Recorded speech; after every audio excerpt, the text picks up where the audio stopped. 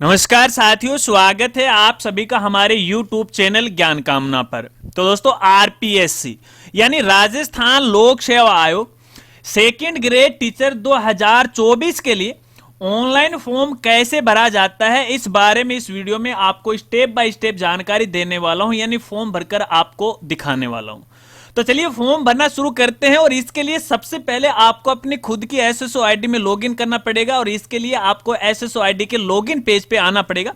यहाँ पे आपको एसएसओ आईडी पासवर्ड या कैप्चा डालना, लॉगिन पे क्लिक करना है। तो इस तरह से आप अपनी एसएसओ आईडी में लॉगिन हो जाओगे। इसके बाद यहाँ पे देखिए आपको एक रिक्रूटमेंट पोर्टल की एक एप्लीकेशन देखने को मिलेगी। जस्ट इसी पे आपको क्लिक करना है तो आपकी जो एसएसओ आईडी है वो रिक्रूटमेंट पोर्टल पे रीडायरेक्ट हो जाएगी।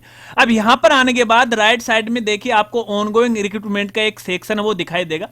और इसी सेक्शन में देखिए थोड़ा सा आप यहाँ पे नीचे आओगे तो आपको यहाँ पे देखने को मिल जाएगा सेकेंड ग्रेड टीचर एग्जाम 2024।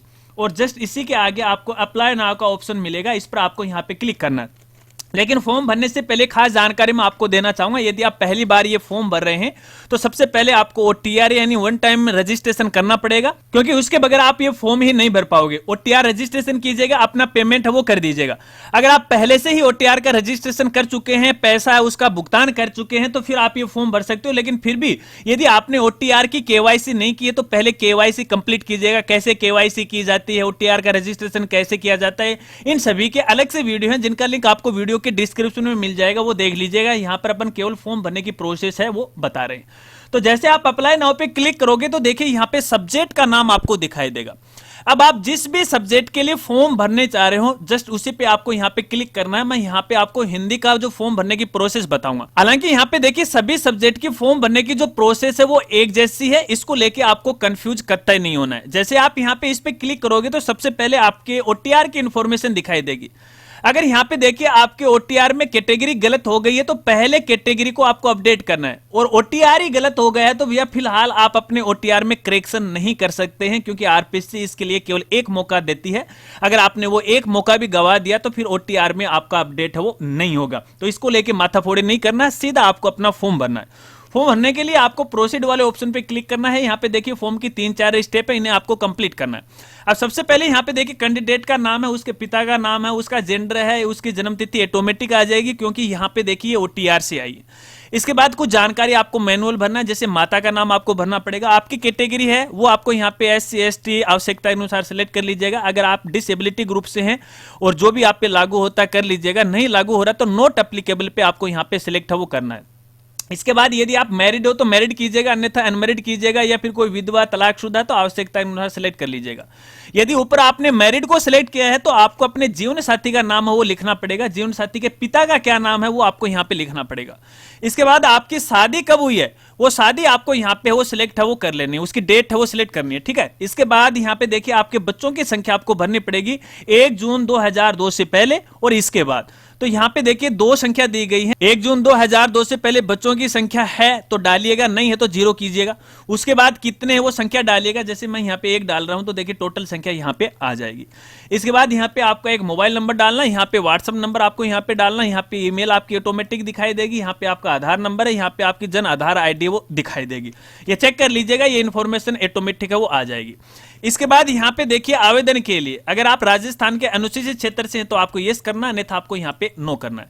इसके बाद आगे यहाँ पे देखिए पत्राचार का पूरा पता आपको यहाँ पे वो फिल करना पड़ेगा, सही सही आपको डालना है। इसके बाद आपको नेक्स्ट पे क्लिक करना है तो एक बार आपसे मोबाइल नंबर और आपकी मेल आईडी के बारे में पूछेगा, क्या ये सही है क्या, तो आपको यहाँ पे यस कर देना है। नेक्स्ट स्टेप आ जाएगी। नेक्स्ट स्टेप के अंदर सबसे पहले आपकी जो राष्ट्रीयता है बाय डिफॉल्ट इंडियन आपको देखने को मिलेगा। फिर आपका जो होम स्टेट है वो आपको यहां से सिलेक्ट करना है। अगर आप राजस्थान के अलावा दूसरे राज्य के रहने वाले हैं तो आवश्यकता के अनुसार अपना यहां पे स्टेट सिलेक्ट कर लीजिएगा। राजस्थान वालों के लिए बाय डिफॉल्ट राजस्थान ही देखने को मिलेगा, क्योंकि ये ओटीआर से आपको है यहां पे देखने को मिल रहा है। इसके बाद जो भी आपका डिस्ट्रिक्ट है यहां से सिलेक्ट है वो कर लीजिएगा। इसके बाद जो भी आपका ब्लॉक है यहां से सिलेक्ट कीजिएगा, जो भी आपकी तहसील है यहां से सिलेक्ट कर लीजिएगा, जो भी आपका गांव है यहां से सिलेक्ट है वो कर लीजिएगा। इसके बाद यदि आप इंडिया में पूरे स्थापित हो तो आपको यस करना, अन्यथा नो करना। पूर्व स्थापित का मतलब है कि दूसरे देश से आके आप इंडिया में बसे हो तब ये आप पे लागू होगा, अन्यथा नहीं लागू होगा। इसके बाद यदि आपके पास कोई स्पेशल कैटेगरी है, जैसे आप यदि आप भूतपूर्व सैनिक है तो यस कीजिएगा। और फिर आपको सर्विस का स्टेटस बताना पड़ेगा। यदि आपने एनओसी ले रखी है तो एनओसी नंबर आपको डालने पड़ेंगे, डेट वो डालनी पड़ेगी। अगर रिटायर कर्मचारी हो तो पीपीओ नंबर, डेट आपको डालनी पड़ेगी। अगर आप पे लागू नहीं है तो नो आपको यहाँ पे करना है। इसके बाद यदि आप खिलाड़ी हैं तो यस कीजिएगा, किस प्रकार के खिलाड़ी, नेशनल इंटरनेशनल, आवश्यकता के अनुसार सिलेक्ट कीजिएगा। उसके बाद खेल का नाम है, संस्था का नाम है, कौन सा साल था, टूर्नामेंट का प्रकार कैसा था, किस प्रकार के प्रतिभागी थे, ठीक है ना। ये सारी जानकारी आपको यहाँ पे वो फिल करना है। अगर आप पे लागू नहीं हो रहा है तो ऐसे केस में आपको यहाँ पे नो करना है। चलिए, इसके बाद यदि आप मौजूदा सरकारी विभाग में कोई कर्मचारी हैं तो आपको यहाँ पे यस करना है। जैसे यस करोगे तो कौन से डिपार्टमेंट है उसका नाम आपको यहाँ पे वो लिखना पड़ेगा, ठीक है। चलिए, मेरे केस में ये लागू नहीं है तो इसलिए मैं यहाँ पे नो कर रहा हूँ। अगर आप एनसीसी कैंडिडेट हैं तो आप यस कीजिएगा, अन्यथा आपको यहाँ पे नो करना है। यस करोगे तो डेट आपको यहाँ पे है इस कैलेंडर के माध्यम से वो फिल करनी पड़ेगी, ठीक है। चलिए, मैं यहाँ पे है नो करता हूँ। इसके बाद यदि आप भूतपूर्व कैदी है तो यस कीजिएगा, यस करोगे तो डेट डालनी पड़ेगी, मैं यहाँ पे वो नो कर रहा हूँ। चलिए, यदि आप राजस्थान सरकार के किसी डिपार्टमेंट के कर्मचारी हैं तो आपको यहाँ पे यस करना है। कौन से डिपार्टमेंट के हो आवश्यकता के अनुसार यहाँ पे सिलेक्ट कर लीजिएगा। लागू नहीं हो रहा तो आपको यहाँ पे नो है वो करना। चलिए, इसके बाद यहाँ पे आपके पास कोई एडिशनल कैटेगरी है जो यहाँ पे दी गई, यदि आप पे यहाँ पे लागू हो रही है तो किसी एक पर आपको इस तरह से वो टिक करना है। एक से अधिक है तो दो पे आप यहाँ पे टिक है वो लगा सकते हैं। नहीं लागू हो रही है तो इसे अनचेक कर दीजिएगा और नेक्स्ट पे आपको यहाँ पे क्लिक करना है, तो आपकी स्टेप कंप्लीट हो जाएगी। अब नेक्स्ट स्टेप में आपको एजुकेशन की जानकारी भरनी पड़ेगी। सबसे पहले यहाँ पे बॉक्स दे रखा है, इस पर आपको यहाँ पे टिक लगाना है। अब यहाँ पे देखिए, जो इंपॉर्टेंट एजुकेशन है कंपलसरी है वो यहाँ पे 10वीं 12वीं और कॉलेज की है, यानी ग्रेजुएशन की है, ठीक है। तो ये तो आपको डालनी पड़ेगी, नीचे आपको डालने की आवश्यकता नहीं है। फिर भी मैं आपको कहना चाहूंगा यहाँ पे आपकी जितनी भी एजुकेशन है, टोटल एजुकेशन आपको डालनी चाहिए। देखिए, मेरे केस में ऑटोमेटिक यहाँ पे सब कुछ है वो देखने को मिल रहा है, क्योंकि इस एसएसओ आईडी से पहले भी यहाँ पे फॉर्म है वो फिलअप किया गया था, तो ऑटोमेटिक डेटा पहले का उसने उठा लिया। अगर आपके केस में ये बिल्कुल खाली नजर आ रखा है तो सबसे पहले यहाँ पे देखिए, कक्षा अनुसार सब्जेक्ट का नाम आपको डालना है, ठीक है। फिर बोर्ड यूनिवर्सिटी का नाम आपको डालना, रोल नंबर कितने वो डालने। फिर यहाँ पे आपकी जो पास मार्किंग है वो कैसा था, सीजीपीए ग्रेड पास या परसेंटेज कैसा था, वो आप अपनी आवश्यकता के अनुसार आपको यहाँ पे फिल करना। अगर आप अपियरिंग में हो तो आप अपियरिंग में भी यहाँ पे सिलेक्ट है वो कर सकते हो, ठीक है। तो चलिए, मैं यहाँ पे परसेंटेज करता हूँ क्योंकि ये पास हो चुका है।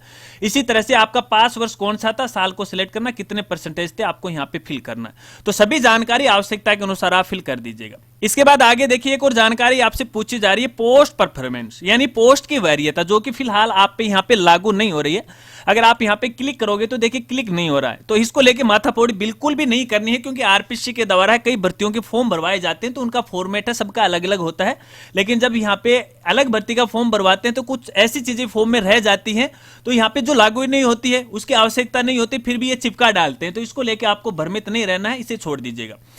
इसके अलावा यदि आपके पास कोई अनुभव या एक्सपीरियंस है तो आपको यहाँ पे यस करना है। जैसे आप यस करोगे तो नीचे की ये जो रो है वो खाली हो जाएंगी, आवश्यकता के अनुसार डाल दीजिएगा, कौन सा डिपार्टमेंट था, कहाँ से कहाँ तक आपने काम किया, वो सारी चीजें आपको जाननी।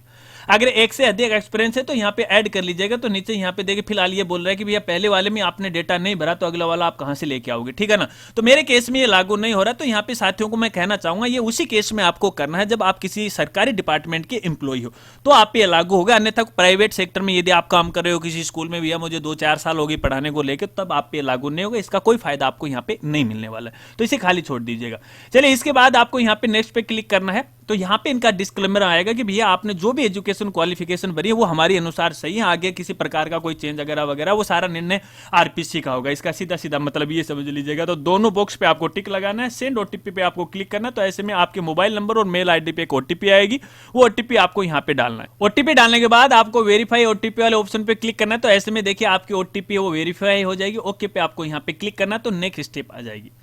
अब इस नेक्स्ट स्टेप में आपको अपनी फोटो, सिग्नेचर और थंब आपको अपलोड करना है। अब यहाँ पे एक सबसे इंपॉर्टेंट जानकारी देना चाहूंगा, देखिए फोटो फिलहाल आप अपलोड नहीं कर पाओगे, क्योंकि ये जो फोटो है आपकी ओटीआर के केवाईसी से ऑटोमेटिक आ गई। अब आप इसमें बदलाव नहीं कर सकते। अगर आपकी फोटो धुंधली हो गई है, खराब अपलोड हो गई है, तो भैया ओटीआर को अपडेट कीजिएगा। हालांकि देखिए, ओटीआर को अपडेट करने का आरपीसी के द्वारा केवल एक ही मौका दिया जाता है। अगर आपने वो मौका भी गवा दिया है तो फिर आप अपडेट नहीं कर पाओगे। फिलहाल जैसी है वैसी की वैसी आप पड़ी रहने दीजिएगा। इसको लेके आपको शंका नहीं करनी है, घबराना नहीं है, टेंशन आपको नहीं लेना, कुछ भी नहीं होने वाला, ठीक है। चलिए, इसके बाद यहाँ पे देखिए आपको अपने एक सिग्नेचर, आपका जो थंब है वो अपलोड करना है, और दोनों की जो साइज है वो 20 से लेके 50 KB के बीच में होना चाहिए। थंब को लेके कई साथियों का सवाल हो सकता है कि भैया कौन सा करें, लेफ्ट करें या राइट करें। तो मैं आपको बताना चाहूंगा, आपके पास दो भी थंब है वो अपलोड कर दीजिएगा, कुछ के राइट है, कुछ के लेफ्ट है, कुछ के दोनों है। तो अगर दोनों आपके हैं तो आपको यहाँ पे लेफ्ट थंब वो अपलोड करना चाहिए, और सिग्नेचर अपलोड करने के लिए चॉइस फाइल पे आपको क्लिक करना, और जहां पे आपका सिग्नेचर है उच्च साइज के अंदर है उसे यहाँ पे इस तरह से सिलेक्ट है वो कर लीजिएगा, आ जाएगा। इसी तरह से आपको अपना जो भी थंब है, जहां पर भी थंब है आपके मोबाइल के अंदर है या फिर आपके कंप्यूटर लैपटॉप में, उसे सिलेक्ट कर लीजिएगा, ठीक है। इसके बाद यहाँ पे देखिए आपका कोई भी एक शरीर का पहचान चिन्ह आपको लिखना, जो कि कृत्रिम नहीं होना चाहिए, प्राकृतिक होना चाहिए, यानी जन्मजात होना चाहिए, ठीक है ना, जो जन्म से हो, ऐसा आपको यहाँ पे डालना, जैसे मैंने यहाँ पे ये डाल दिया। इसके बाद आपको नेक्स्ट पे क्लिक करना है तो आपकी स्टेप कंप्लीट हो जाएगी। फॉर्म का प्रीव्यू कुछ इस तरह से आपको दिखाई देगा। प्रीव्यू का मतलब है कि एक बार आप इस फॉर्म को चेक कर लीजिएगा, कहीं पर कोई गलती तो नहीं रह गई है। अगर आपको ऐसा लग रहा है कि आपके फॉर्म में किसी प्रकार की कोई गलती है तो लास्ट में आपको अपडेट का ऑप्शन मिल जाएगा, क्लिक कीजिएगा, फॉर्म पहली स्टेप से ओपन हो जाएगा, जिस स्टेप में गलती है सुधार लीजिएगा। अगर आपको लग रहा है कि फॉर्म 100% सही है, किसी प्रकार की कोई गलती नहीं है, तब आपको इसको फाइनल सबमिट करना है। और इसके लिए यहाँ पे देखिए एक बॉक्स आपको देखने को मिलेगा, इनका जो डिस्क्लेमर है इस पर आपको यहाँ पे है टिक लगा देना है। उसके बाद फाइनल सबमिट पे आपको क्लिक करना है। लेकिन फाइनल सबमिट करने से पहले खास जानकारी मैं आपको देना चाहूंगा, एक बार आपका फॉर्म फाइनल सबमिट हो जाता है तो उसके बाद आप करेक्शन नहीं कर पाओगे।